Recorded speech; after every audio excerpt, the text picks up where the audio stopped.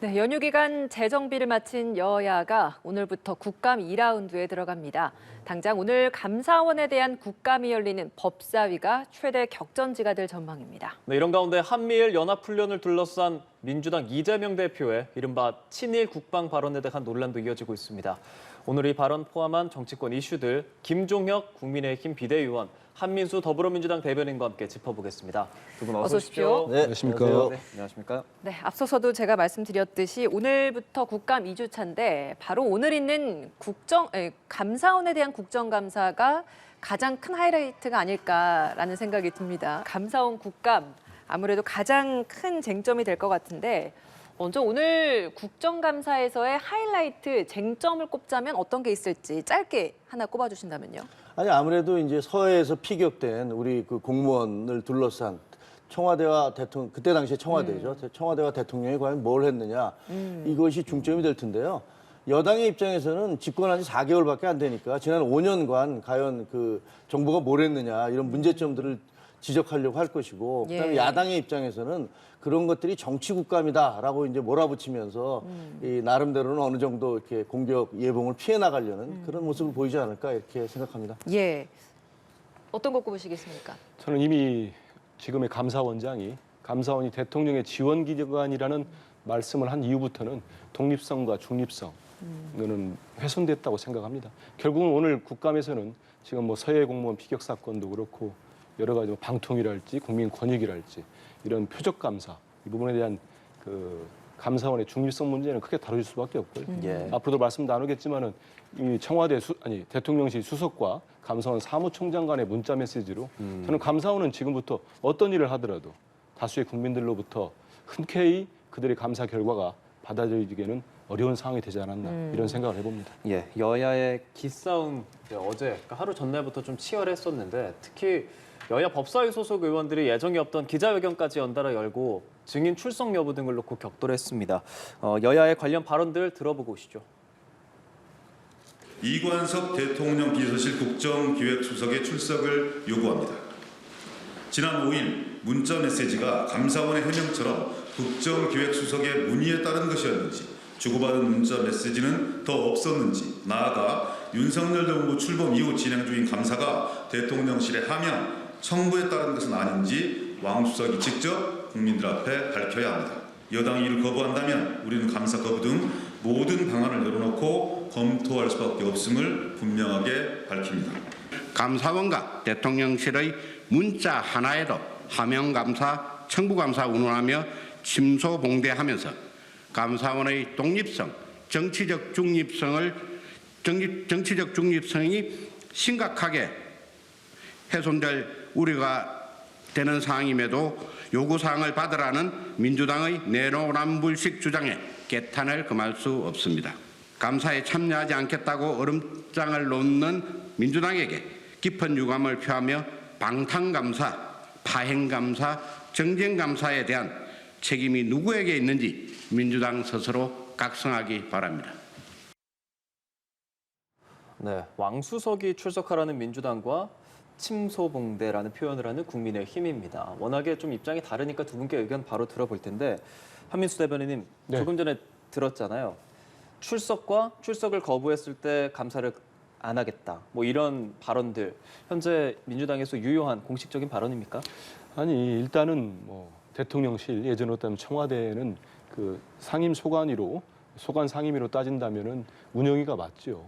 저렇게 주장할 수도 있습니다. 하지만 이미 뭐 요즘 제가 깜짝깜짝 놀라는 거 좀 이따 또 하나 놀라는 얘기를 해드릴 건데 놀라는 일들이 많은데 저는 세상에 저도 기자도 뭐 24년 넘게 했고 했습니다만 감사원 사무총장이 청와대 수석한테 문자 보내서 보고하는 건 처음 봤습니다.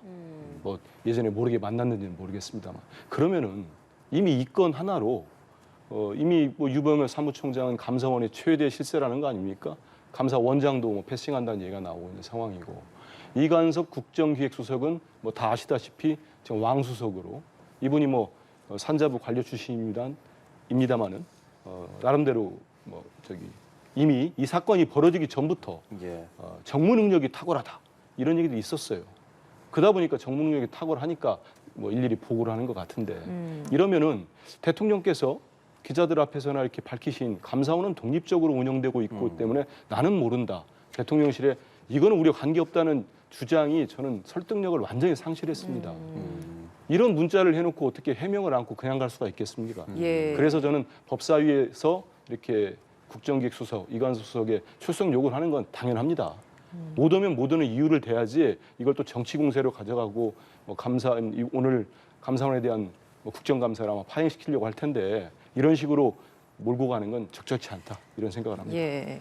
그 감사위원 전원 출석에 이관섭 국정기획수석까지 출석하지 않으면 국정감사 거부한다라고 앞서 이제 이 영상에서 있었는데 그래서 이거 여전히 유효합니까라고 질문을 드리려고 했는데 조금 전에 들어온 소식에 8분 만에 이제 감사원 국정감사가 그렇습니까? 파행됐다라는 거 아니겠습니까? 그러니까 이게 당연히 국민의힘은 받아들이지 않았을 것이고 민주당은 이걸 역시 이 공언한 대로 파행을 한 이 현 상황 어떻게 받아들여야 됩니까? 저는 감사원이 헌법기관으로서 정치적 중립을 지켜야 된다고 생각을 합니다. 예. 그리고 가능만 하다면 미국처럼 그 대통령이 아니라 대통령 임명하는 게 아니라 국회에 둬서 그 감사 기능을 하게 하는 게 좋다라고 생각을 개인적으로 하고 있습니다만 아마 이게 헌법 문제도 있고 해서 간단하지는 않을 거예요.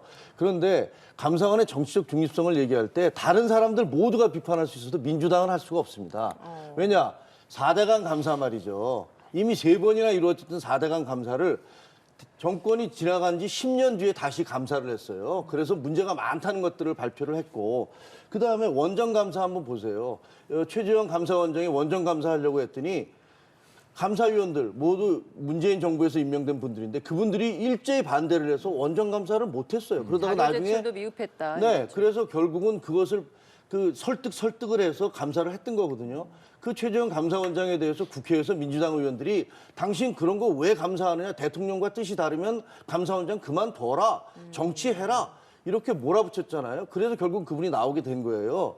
아니 지금 무슨 감사원의 정치감사 말씀하시는데 정치적 중립성 얘기하시는데 아니 민주당이 있을 때 최재형 감사원장한테 노영민 비서실장이 2번이나 전화를 해서 그런 감사 왜 하냐고 얘기했다는 거. 물론 이게 양쪽의 주장이 엇갈리기 때문에 이건 한쪽의 주장입니다만 그렇게 비서실장까지 전화를 했는데요.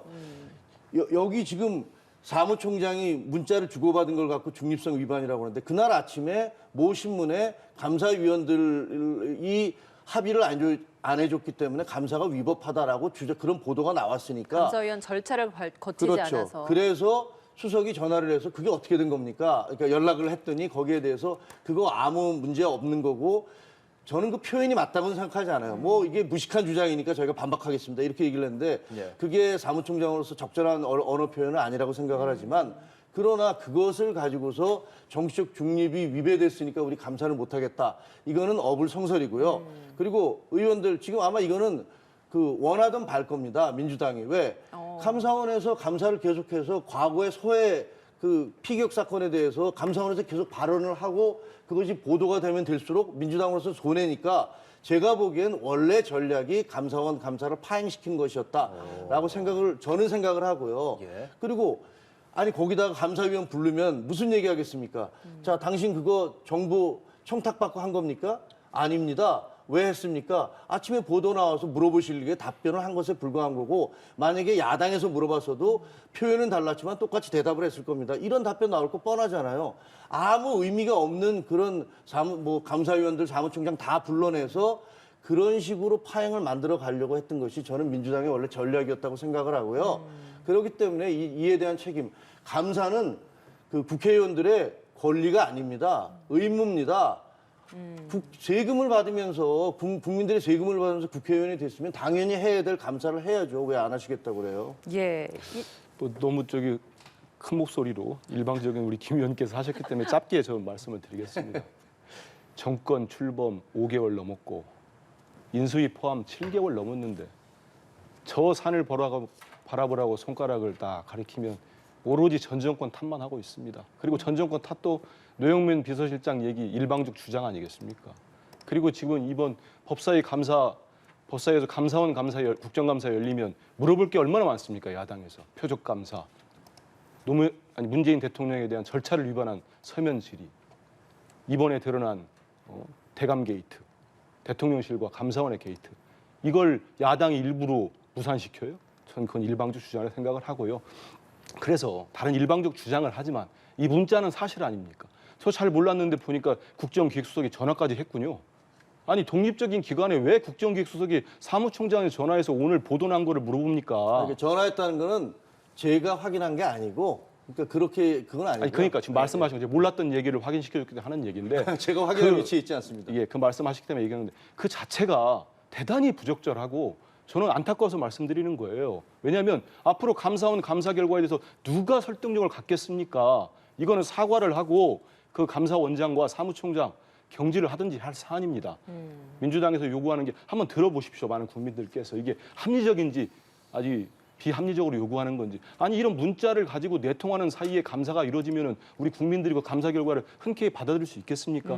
이런 말씀을 다시 한번 합니다. 짧게만 말씀을 예. 드리면 전 정권 탓만 한다고 하셨는데 사실 정권이 바뀐 다음에 적폐청산 특별위원회라는 걸 만들고 각 부처마다 적폐청산 TF팀이라는 걸 만들어서 그 이전에 장관, 차관, 고위공직자들이 무슨 짓을 했는지 그거에 대해서 다 보고서를 써내라고 얘기하면서 몇 년 내내 집권 한 2, 3년 동안을 온통 그 이전 정권 혹은 그 이전의 정권, 그래서 이명박 박근혜 탓만 하면서 그 몰아갔던 정부가 어느 정부인지, 그게 문재인 정부 아니었습니까? 지금 정권 출범한 지 몇 달도 안 돼서 과거의 문제점들에 대해서 그것을 확인하고 지적하는 것을 입만 열면 과거 정권 탓이다. 그래서 저는 제가 보기에는 문재인 정부나 민주당은 그런 거 얘기할 자격이 없습니다. 예, 저는 알겠습니다. 간단하게 한마디로 대통령께서 윤석열 대통령이 얘기한 전 정권 탓 더 이상 안 하겠다. 이 말만 지키면 됩니다. 알겠습니다. 그런데 이 북한 미사일 도발하고 있고 핵실험 움직임을 네. 보이고 있는 상황에서 그 전 정권 탓 안 하면 된다라고 말씀을 하셨는데, 그러니까 이 부분에 대해서 국민의힘 같은 경우는 이런 북한의 지금 행동들이 전 정권의 탓이 크다고 보고 있는 거 아니겠습니까? 그건 뭐 대한민국 국민들 누구나 아시는 거 아닙니까? 민주당이 그동안 뭐라 그랬습니까? 북한은 핵을 개발할 능력도 없고 의지도 없다. 이렇게 얘기를 하셨고, 그 다음에 핵실험을 하니까 북한이 핵을 만든다 하더라도 그것은 자유용이다. 이런 얘기 하셨고, 결코 남한을 겨냥하지 않을 것이다. 이렇게 계속 얘기를 해왔잖아요. 그러면서 평화공세, 북한이 우리 민족끼리인데 우리를 공격하겠어? 지금 북한 뭐라고 그랬습니까? 김정은이 우리는 대놓고 적이라고 우리를 얘기하잖아요. 그러면서 공항과 활주로와 항만과 군시설을 공격하겠다고 대놓고 얘기를 하고 있어요. 아니 그동안에 민주당이 국민들의 안보 의식을 이렇게 흐려놓고 어떻게 보면은 북한에 대해서 온갖 미사역으로 북한의 평화 의지를 보여줬잖아요. 북한은 결코 비핵화를 포기하지 않을 것이다. 아니 지금 그 얘기하면 국민들이 믿으십니까? 저는 적어도 북핵 문제와 관련된 민주당의 수십 년에 걸쳤던 거짓말이 이제는 진실의 시간을 맞이하고 있다. 그렇게 생각을 합니다. 이거는 민주당이 국민들 앞에 공개적인 사과를 해야 됩니다.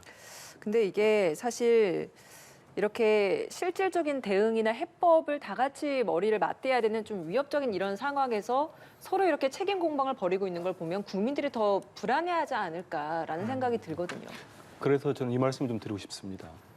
목소리를 높일 필요도 없고요. 보면은 지금 저는 이런 상황들이 2017년 그 한반도 위기 상황과 상당히 유사하다고 생각을 합니다.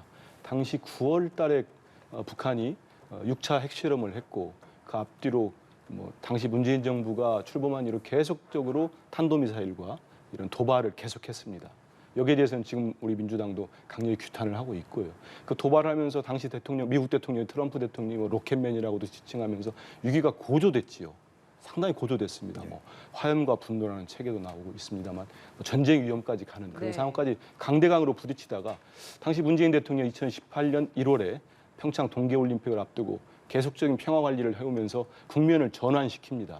전 그래서 지금 저수지에서까지 SLBM을 쐈다는 북한의 주장도 있는 상황에서 이런 안보 위기 속에는 어떻게 여야가 달리 있겠습니까? 지금 당장 민주당에서는 이재명 대표 주재로 긴급 안보 대책회의가 열리고 있습니다. 안보에는 여야가 없습니다. 국민의 생명과 안정에 달린 문제이기 때문에 초당적 힘을 합쳐야 될 사안이고요. 그렇기 때문에 이런 과정들 해서 지금의 이제 7차 핵실험까지 예고된다는 거 아니겠습니까? 그러면은 지금 정부가 또 이런 말씀 드려서 미안합니다만 전 정부 탓하지 말고 지금 이 우리 국민의 생명과 안전, 재산을 그 담보에 대한 집권 세력은 윤석열 정부입니다. 그리고 국민의힘 집권당입니다. 그럴 때는 위기 관리를 잘했으면 좋겠습니다. 왜냐하면 이미 이 정부의 대북 정책이라고 핵심이라고 할 수 있는 담대한 구상, 저는 이미 실효성이 많이 떨어졌다고 봅니다. 북한에서 저렇게 나올 때는.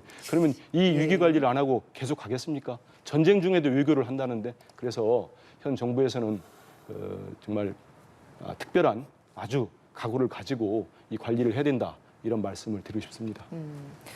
숨을 크게 내쉬셨는데 혹시 뭐 반론하시는 말씀 아니, 있으신가요? 저는 뭐 100% 동의를 합니다. 그리고 예. 민주당에서 초당적 외교를 해야죠. 적어도 외교 안보 분야에 대해서는 당리당략을 내세우지 말고, 만약에 북한에 우리 미사일 공격을 해오면 거기 진보 보수가 어디 있습니까?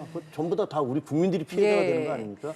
그런데 북한의 핵을 막고 미사일 공격을 막으려면 제일 먼저 기본이 돼야 되는 게 뭔가요?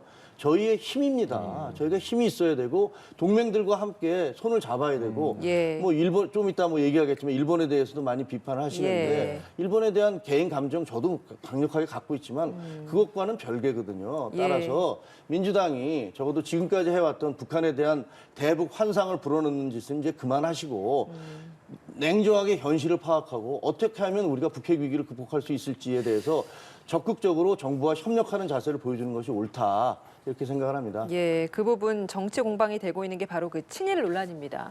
독도 주변에서 한미일 연합훈련을 벌였던 걸 두고 극단적인 친일 행위다라고 이재명 대표가 강하게 주장을 하고 있는데, 여기에 대해서 이재명 대표가 개인 유튜브를 통해서 다시 한번 관련 비판을 이어갔는데요. 어떤 발언을 했는지 한번 들어보시죠. 일본을 끌어들려고 합니까? 그건 일본과 미국만을 위한 것이지 대한민국에는 꼭 필요한 일은 아니죠. 일본군의 한반도 진주, 우길기가 다시 한반도에 걸리는 날, 우리는 상상할 수 없지만 그런 일이 실제로 생길 수 있습니다. 한미일 연합훈련은 미를 위한 것이지 우리를 위한 것이 아니다. 일본군의 한반도 진주와 우길기가 다시 한반도에 걸리는 일이 또 생길 수 있다, 이런 말입니다. 자, 어떻게 들으셨습니까? 아니, 어떻게 저 훈련이 미를 위한 겁니까? 미사일이 떨어지면 우리한테 제일 먼저 떨어질 거 아닙니까? 그리고 일본의 한반도 진주라는 표현을 쓰셨어요. 정말 이재명 대표가 얼마나 퍼퓰리스트인지를 단적으로 보여주는 거라고 생각합니다. 그 훈련은요, 독도에서 185km 떨어지고 일본 본토에서 120km 떨어진 곳에서 실시됐습니다. 아니, 이재명 대표님 말씀대로 하자면 당장에 일본 내에서 왜 우리 120km밖에 떨어지지 않은 곳에서 훈련을 하느냐, 한국에 왜 선박이 들어오느냐, 함정이 들어오느냐라고 시위해야 되는 거 아닙니까? 기본적으로 팩트도 말이 맞지 않고요. 그것을 한미일 연합 해상 훈련을, 그것도 미사일을 북한에 쐈기 때문에 거기에 대응하기 위해서 다시 돌아가던 항공모함이 유턴해서 돌아와서 한 거 아닙니까? 그것을 극단적 친일이라느니, 친일 북방이라느니라는 그런 단어로 표현하시는 것 자체가, 저는 북방에 대해서, 안보와 외교에 대해서는 초당적 외교를 해야 된다고 말씀을 하시면서 오늘 무슨 뭐 안보위원회인가 뭐를 연다고 하시면서 말은 저렇게 하시잖아요. 또 어디가 진심입니까? 뭐가 진심입니까? 내가 그렇게 얘기했더니 그것을 진짜로 알아? 라고 또 얘기하실 겁니까? 저는 아니라고 생각해요. 이거는 명백하게 이 부분에 대한 것은 이재명 대표께서 잘못 말씀하신 거고, 이 부분에 대한 입장 표명이 필요하다고 생각합니다. 너무 할 말이 많아서. 근데 지금 국민의힘 우리 김 의원께서 지도부에 있는 비대위원이시니까 제1야당 대표가 합리적 추론이랄까요, 여러 가지 근거를 가지고 문제 제기를 하면 일단 한번 살펴보는 게 저는 집권당의 자세라고 봅니다. 지금 독도에서 몇 킬로 떨어진 날 가지고 그게 팩트라고 들이밀고 있더라고요. 이 국민의힘 사람들이 참 어이가 없습니다. 전임 정부, 노무현 정부, 문재인 정부 얘기하는데요. 노무현 정부 때는 양국 경찰이 인명 구조 활동한 겁니다. 문재인 정부가 한미일 국방장관 약속, 협약에 따라서 한 거는 전임 박근혜 정부의 지소미아 체결 때 이루어진 걸 이어받은 겁니다. 물론 훈련들 했습니다. 하지만 한미일 간의 안보 협력이 필요한 거고, 한미일 군사훈련하는 건 다른 문제입니다. 특히 식민 지배에 대해서 단 한마디 진정한 사과를 하지 않고 군 위안부, 일본군 위안부, 강제징용, 심지어는 독도는 자기 땅이라고 합니다. 일본은 지금까지 역사 교과서에 찍혀 있어요. 근데 왜 독도 해상에서 그런 훈련을 합니까? 그리고 우리 다 아시지만 저는 뭐 끝까지 흥분하지 않겠습니다. 아베 전 총리 어떤 분이었습니까? 일본의 보통 국가, 그게 뭔지 아시지 않습니까? 자유대를 일본의 정식 군대로 만들어서 전쟁할 수 있는 나라를 만들겠다는 게 아베 전 총리의 꿈이었습니다. 예. 그게 평화헌법을 바꾸는 겁니다. 그러려면 일본 자유대가 일본 군대가 돼야 돼요. 근데 이번에 독도 해상 훈련 때문에 어떻게 된지 아십니까? 미국 국무부인가요? 홈페이지에다가 우리 동해를 일본해라고 표기했고 자유대를 일본 군대라고 표기를 했습니다. 이런 일이 벌어지고 있어요. 거기에 대해서 야당 대표가 합리적 문제 제기를 하면은 그거를 좀 받아들이겠다든지 검토하겠다든지 나와야지. 죽창과 시즌2 정부 프레임 하다 보니까 제가 아까 놀랬다는 얘기 한 말씀 드릴게요. 이 페이스북 정진석 비대위원장의 페이스북 보고 저는 경악을 했습니다. 한 말씀 드릴게요. 조선이 일본군 때문에 망한 것 아니다. 안에서 썩어 문드러진 거다. 이게 식민사관입니다. 식민사관입니다. 우리 조선이 잘못한 게 잘못해서 망했다. 이게 우리 역사를 지금까지 친일파들이 갖고 있는 식민사관의 역사입니다. 근데 이거를 저는 정진석 비대위원장 정말 큰 잘못했어요. 예. 이거는 왜 이런 게 나오는 거 아십니까? 본인 생각이 깊거나 아니면은 이재명 대표가 무슨 얘기하면 무조건 공격하기 위해서 하다 보니까 이런 대형 참사를 또 일으킨 겁니다. 이거 빨리 수습하셔야 될 거예요. 이건 정말 식민사관인데 어떻게 하시겠습니까? 앞으로 그래서 좀 합리적으로 접근할 때는 야당 대표가 169석의 의석을 가진 제1야당 대표가 얘기할 때는 좀 같이 귀를 좀 기울이고 이렇게 좀 접근했으면 좋겠습니다. 예, 뭐 아베나 과거사 등에 대해서도 생각해 봐야 하고 제1야당의 발언에 대해서 어느 정도 귀 기울여서 들어볼 필요가 있다는 얘기도 했었고 정진석 비대위원장의 발언까지도 좀 인용을 해서 말을 했는데요. 어떤 생각하십니까? 아니 저는 뭐 그 정진석 위원장이 말씀하신 부분은 역사적으로 굉장히 논쟁이 있는 거고 지금 이제 마치 조선 시대를 굉장히 미화를 하는 부분도 있는 게 사실이에요. 예를 들면 잘한 부분도 있고 못한 부분도 있고 어떤 국가의 흥망성쇠는 모두가 그 국가가 예를 들면 다른 나라로부터 침략을 받은 것은 내부 문제가 없이는 불가능하겠죠. 그러나 그것을 가지고 여기서 논쟁하는 것이 뭐 역사 논쟁할 단계가 아니니까 그건 얘기하고 싶지 않은데요. 예. 지금 얘기했던 대로 일본과의 훈련, 예를 들어서 그 해상 훈련을 했던 것을 그 자체를 놓고서 과거에 친일몰이를 했듯이 뭐 일본에 대해서 뭐 적개심을 죽창가를 부르면서 반일 그 감정을 고조시키고 그러다가 막판에 가서는 문재인 대통령은 또 일본과 대화하지 못해서 나름대로 굉장히 애쓰셨잖아요. 근데 일본 쪽에서 그 다음에는 그걸 이제 좀 거부하는 그런 모양새를 보였고요. 그런 것들이 있는데 이런 훈련 자체를 놓고서 이 위중한 시기에 북한이 미사일을 계속 발사하고 있는 이 시기에 그것을 친일 국방이라느니 극단적 친일이라느니 이런 표현을 쓰시는 것 자체는 야당 대표로서 매우 이것은 부적절한 표현이고 그것을 169석의 야당 대표니까 그것을 받아들이고 참고하라면 아니 그럼 어떡하란 말입니까? 그러니까 쉽게 얘기하면 앞으로는 한미일 해상 합동훈련 북한이 무슨 일을 저지르든지 하지 말라 이렇게 얘기를 해야 됩니까? 그럼 친일 국방이라는 것은 그 이전에 인천항에 우길기 달고 노무현 대통령 때 군함이 들어왔었는데 그리고 또 김대중 대통령은 일본에 가서 연설을 하면서 그 일본 문화를 개방을 했어요. 그런 분들은 다 친이신 겁니까? 저는 아니라고 생각을 하고요.